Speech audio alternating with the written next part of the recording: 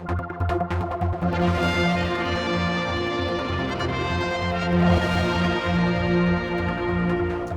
joining me here in the studio, Richard Davies, with the very latest edition of Those Were the Days. It must be coming towards Christmas again, Richard. We normally do this, don't we? However did you guess, Paul? Yes, that's right. People can't get enough of nostalgia these days. Yeah, they love the old scenes and what used to be there. And even if you don't remember it, at least it's interesting to compare what's there now with what used to be there. Is it getting harder to find images?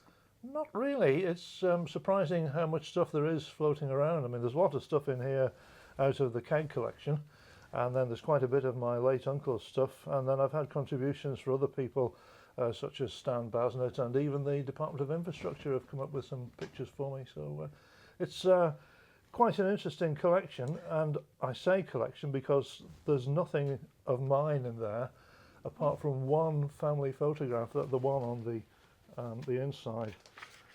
That introductory page, the air crash one. Well, that's a pretty impressive picture though, isn't it? That's one my grandfather took, but as I say, other than that, all the pictures have come from other people.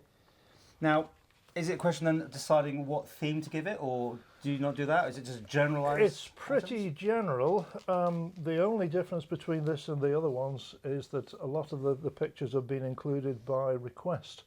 People who've read volumes 1 and 2 have asked if they can see more of, for instance, the harbours and more of certain scenes, so I've done my best to accommodate that in the latest version of it. And what period is nostalgia? I mean, obviously the earliest photos, to what time do you go up to? Well, these I think date back to probably the 1880s, and they come up to as recent, I'm saying recent, as 1975. And even at that time, so much has changed. A heck of a lot. I mean, there's some, for instance, of what used to be Cunningham's camp and latterly was the first ShopRite, shown in one of the scenes during its demolition, and that I think is in the early 70s. You know, and that seems a long time ago, really. Well, to some people it is. Well, where can people get hold of this? It's obviously a great Christmas stocking item. Absolutely. Well, that's the whole point, isn't it? Right, they should be in any of the local bookshops, and they'll also be available on sale at the Tram Junction shop in Laxley. Okay, and how many more copies are we going to be seeing? Editions, should I say? It depends on the availability of pictures.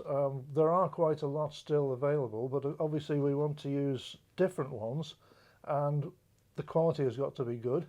There's plenty of pictures out there, but it's a case of getting good ones, so should be at least enough for one more volume, because I've been promised some pictures by other people.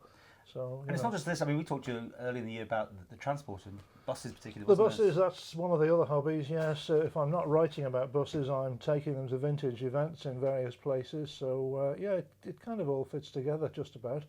But yes, I've got another buses one in the pipeline that I'll do for next year. But I've got quite a lot of other things. I've got a series of stamps I'm working on with the Isle of Man Postal Authority.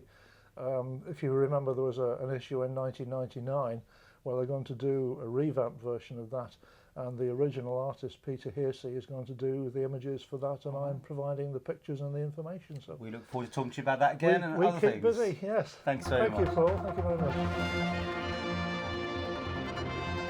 much.